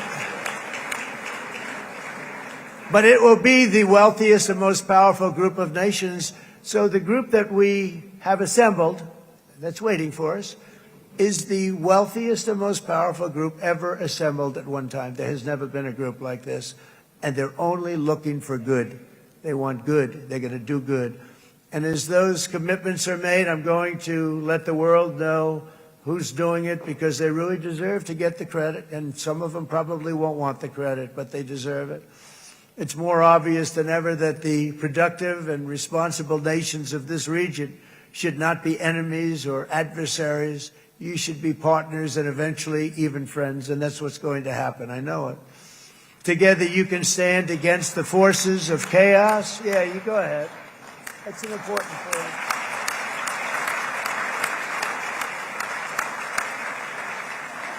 Because you can stand against the forces of chaos that threaten all of your interests, and it's always a big threat, and unleash incredible prosperity and opportunity for all the people of these lands. And that's what's going to happen. You're going to unleash numbers and success, the likes of which Israel has never been able to think of, because you're so firm, and you should be, and you've done the right thing in defending yourself.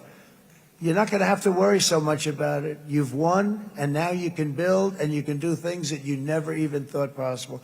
When you put that genius into doing something else, it's going to be something it's going to be a miracle. The miracle in the desert, it's going to be amazing. And it already is in a true sense. But it'll be wonderful when you can spend time thinking about other than war and defense and offense also. To that end, it's my firm hope and dream, frankly, that together the Abraham Accords will turn out to be everything that we thought they would. Those 4 countries were very, very brave in doing it. They did it at a very early point, and every single one of them benefits unbelievably financially. And if you noticed, even in this bad period that we just went through, they all remained a member of the Abraham Accords. They've done unbelievably well. And you know who you are, and I want to thank you. And they've stayed because of loyalty, but they've also stayed because it was really good business. They've made a lot of money being members, and you're going to all, I hope that every one of the countries that we're seeking, Jared, I hope they join quickly. No games, no nothing. Just join, get it. It's going to be a great peacemaker. It's really going to bring it together beyond anybody's wildest dream. So instead of building fortresses to keep enemies at bay, the nations of this region should be building infrastructure to weave your commerce closer together, because you've got to compete with the big world out there in commerce now. It's a different kind of competition. Instead of making weapons and missiles, the wealth of this region should flow to schools and medicine, industry, and frankly, the new hot thing, artificial intelligence. It's a lot of intelligence you're going to have to be throwing off to pay back these sums of money that they're doing. But that's really the hot one. And I might say that the United States, a year ago, was a dead country. I say it to people. I heard it first from the King of Saudi Arabia. I then heard it from UAE. I heard it from Qatar. I heard it from many other countries. A year ago, the United States of America was a dead country.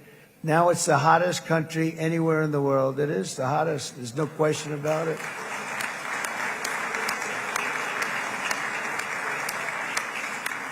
In fact, if you go back a year ago, before the election, although once we had November 5th, we became hot because people got it. I would say November 5th was a time that we became really hot. But once you go back a couple of years, if I were in charge and the country was doing what they, nobody was going to ask me to speak. Nobody asked Joe Biden to come up and speak, I guarantee you that. And if they did, he would have turned them down, I promise you. He didn't speak. He didn't speak, and he didn't speak well. But all of the countries in the Middle East, it could have, what we're doing now, it could have happened a long time ago, but it was strangled and set back almost irretrievably by the administrations of Barack Obama and then Joe Biden. There was a hatred toward Israel. There was an absolute hatred. The setbacks really started when President Obama signed the Iran nuclear deal.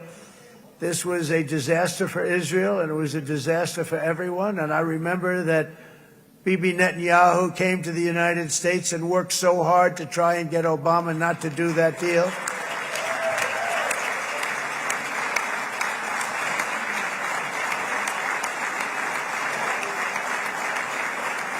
He worked so hard.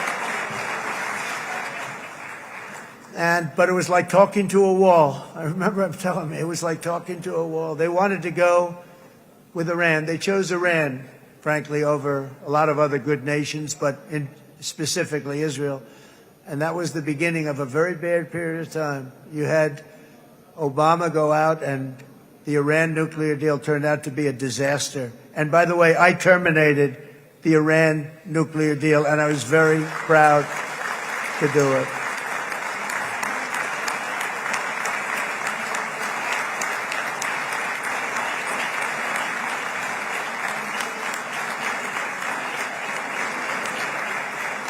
Yet even to Iran, whose regime has inflicted so much death on the Middle East, the hand of friendship and cooperation is open. I'm telling you, they want to make a deal. That's all I do in my life. I make deals. I'm good at it. I've always been good at it. And I know when they want. Even if they said, we don't want to make a deal, I can tell you they want to make a deal. All right, they do. They want to make a deal, and we're going to see if we can do something, because this is crazy what's happening, and we're not going to have this anymore. Neither the United States nor Israel bear the people of Iran any hostility. We merely want to live in peace. We don't want any looming threats over our heads, and we don't want to even think in terms of nuclear destruction. It's not going to happen, never will happen.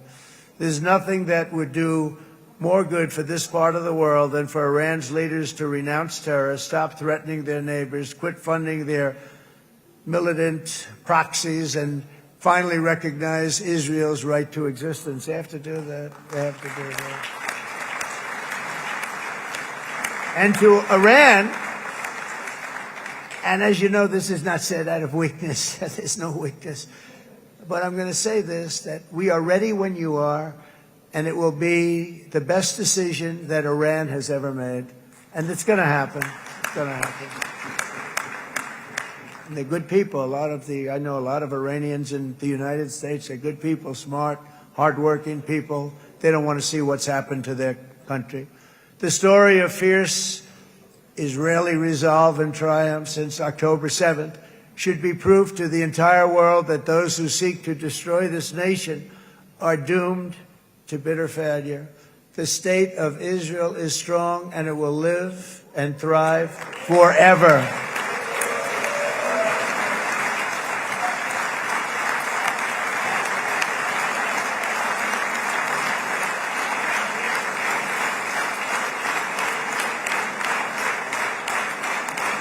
And that is why Israel will always remain a vital ally of the United States of America. Israelis share our values, field one of the world's most powerful militaries. You really do. You have an amazing, what a job you've done. And have one of the most innovative economies on earth. Those are just a few of the reasons why I'm proud to be the best friend that Israel has ever had. And they all say it in the White House. They all say it. I guess it's true because everybody says it, baby. You said it today. Thank you. But as president, I terminated the disastrous Iran nuclear deal, and ultimately I terminated Iran's nuclear program with things called B-2 bombers. It was swift, and it was accurate, and it was a military beauty. I authorized the spending of billions of dollars, which went to Israel's defense, as you know. And after years of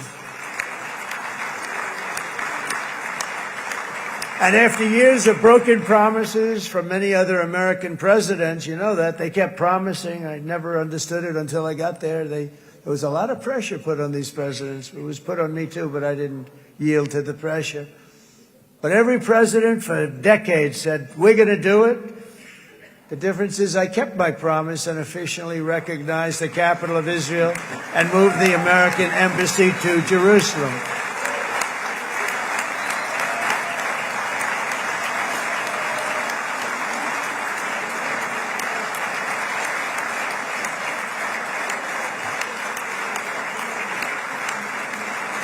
Isn't that right, Miriam? Look at Miriam. She's back there. Stand up, Miriam. Stand up.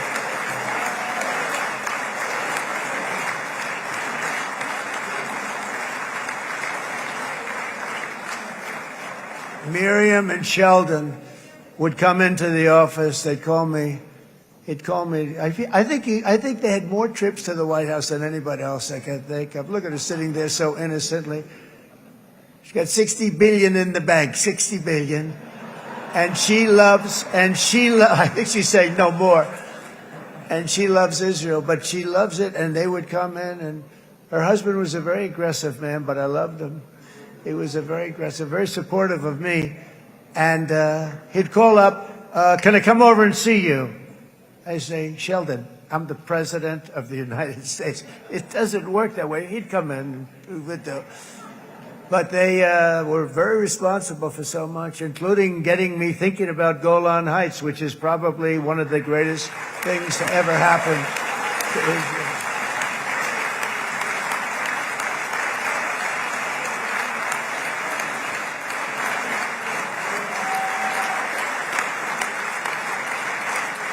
Miriam, stand up, please. She really is. I mean, she loves this country.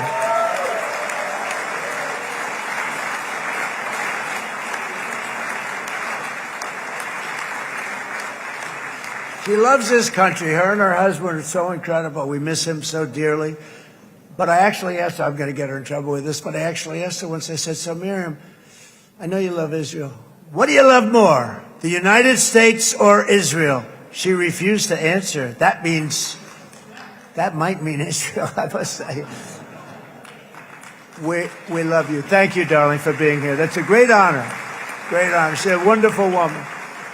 She is a great woman. I've always stood for the people of this community, and I always will. I'll always be with you. I'm always going to be with you. I guess maybe something could happen to change my mind. Somebody that's really stupid gets into office and wants to do really bad things, but that's about it. We don't think we're going to have that happen. I hope we're not going to have that happen. And this man is a good man right here. These two men are good men right here.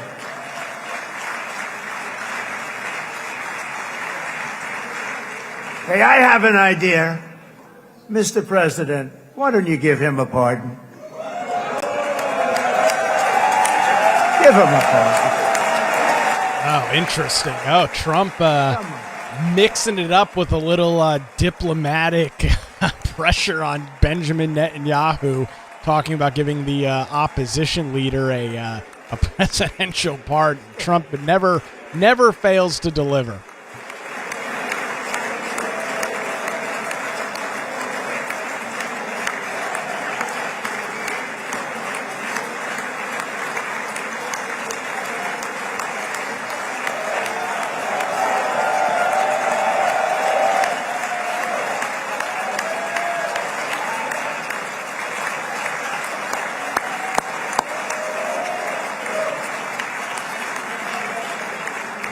By the way, that was not in the speech, as you probably know.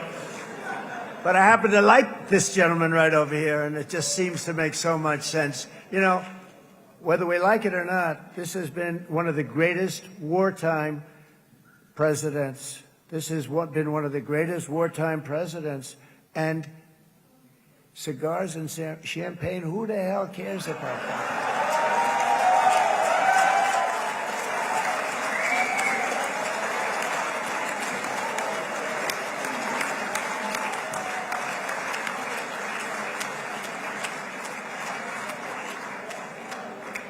All right, enough controversy for the day, right?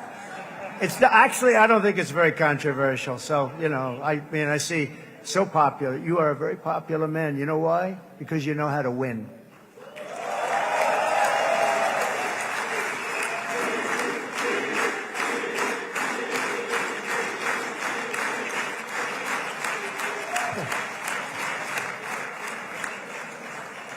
Over the past 2 years, I've met many of the families of the Israelis taken hostage and those that were taken hostage. Unbelievable. I've looked into their eyes. I've seen the worst nightmares of their suffering, but I've also seen something else, the beautiful love of the people, the love of people, frankly, that hold things together, the love that gives you the courage to carry on through thousands of years of persecution and repression and to emerge with the heart of David. It's the heart of David. It's that love that's defeated the enemies of civilization, built this incredible country and this unbelievable economy, and forged one of the great democracies of the world.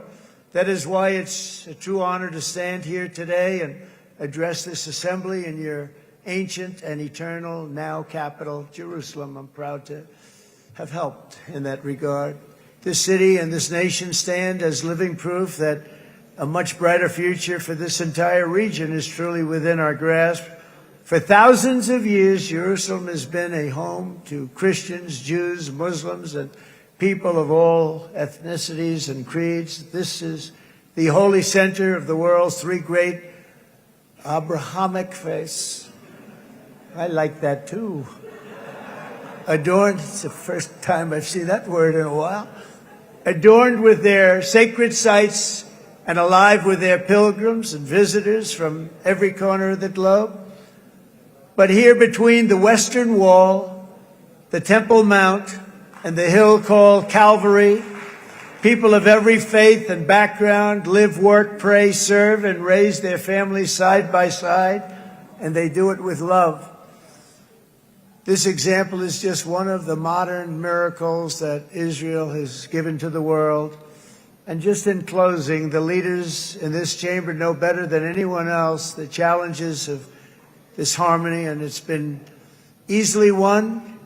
No, it hasn't. It has not been. It's been so tough. But it has been, some say, a miracle. What you've done is a miracle.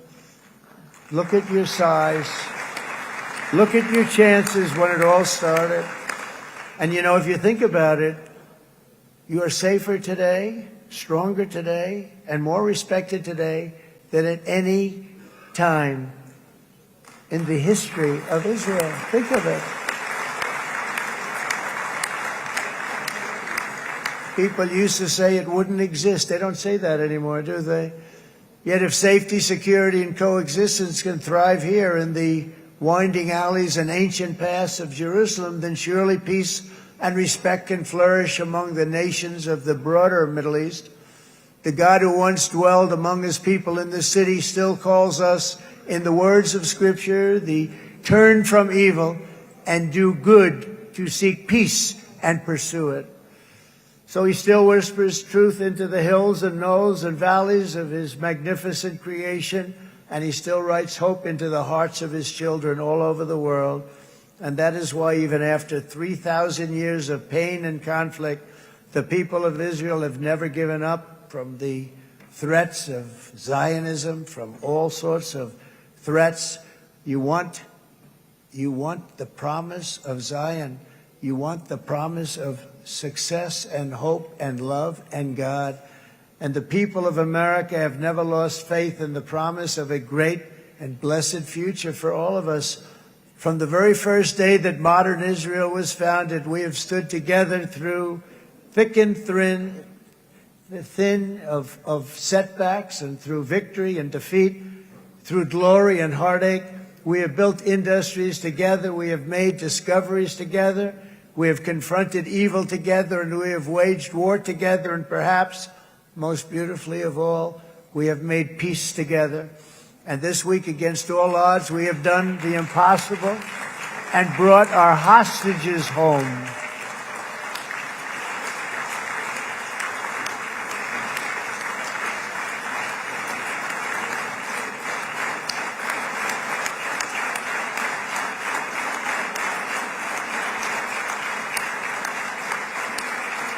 So now we're going to forge a future that is worthy of our heritage. We're going to build a legacy that all the people of this region can be proud of.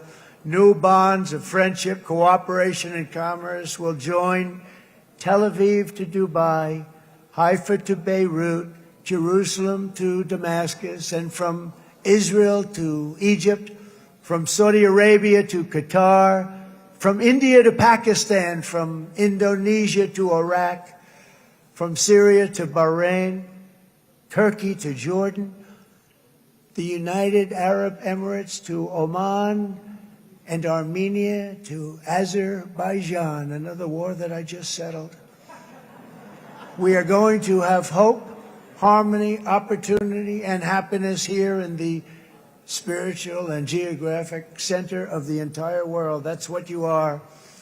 Israel, America, and all of the nations of the Middle East will soon be safer, stronger, greater, and more prosperous than ever before.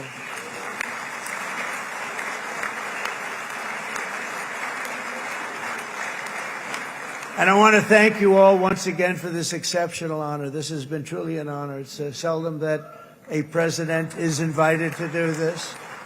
And I love Israel. I'm with you all the way. You will be bigger, better, stronger, and more loving than ever before. Thank you very much. God bless you. God bless the United States of America. And God bless the Middle East. Thank you, everybody. Good luck. Thank you very much. So there it is, about an hour's worth of commentary from President Donald Trump addressing the Israeli parliament, just the fourth U.S. president to ever do so. And, well, you heard a lot from the president talking about growing peace for the Middle East, talking about how if this deal can be done, if, you can look at what has gone on over the last 2 years, if that can be accomplished, what stops any other deal from being accomplished? A massive political win for President Donald Trump, a massive win for peace across the world. And the president will now, as he joked about a couple of times during his speech, he will be headed back to Air Force One, flying over to Egypt, where he will be meeting with other leaders across the Middle East. That happening a little bit later on. The original schedule from the White House obviously is a little screwed up now because things ran so late, but the president will be heading to Tel Aviv here momentarily, and will begin some of those commentary and some of those discussions. So we'll watch that throughout the day as well. I'm filling in this morning for Vince Coakley on WBT Radio once again, 10 to noon. The president may be giving some live commentary during that, so we'll break into that and, of course, have a full recap of everything from the president's address today to the Israeli parliament. Again, that'll be coming up 10 to noon today on WBT Radio. Long show today, a little over 2 hours, mostly listening to Benjamin Netanyahu and President Donald Trump. But I do want to thank our great advertiser, the Law Group here in Wilmington, for allowing shows like this to take place with this extended coverage. When legal challenges arise, make sure you put your trust in the Law Group. Now, for 22 plus years, their experienced attorneys have provided high-quality, affordable legal services across Eastern North Carolina. Any legal issues you're dealing with, the Law Group has your back. Give them a call, 910-251-6088, or you can visit their website, lawgroupnc.com, 910-251-6088, or their website, lawgroupnc.com. The Law Group. Experience and dedication you can rely on. We appreciate their continued support here on these extended editions of the Nick Craig Show. All right, well, that's going to do it for a busy Monday edition. We'll be back to our normal scheduled slot Tuesday morning, 7 a.m., YouTube, Rumble, X, Facebook. Don't forget, you can take the show with you 24/7 on demand by visiting our website, nickcraig.com. That's going to do it for a Monday edition of The Nick Craig Show. We'll chat with you tomorrow morning right here.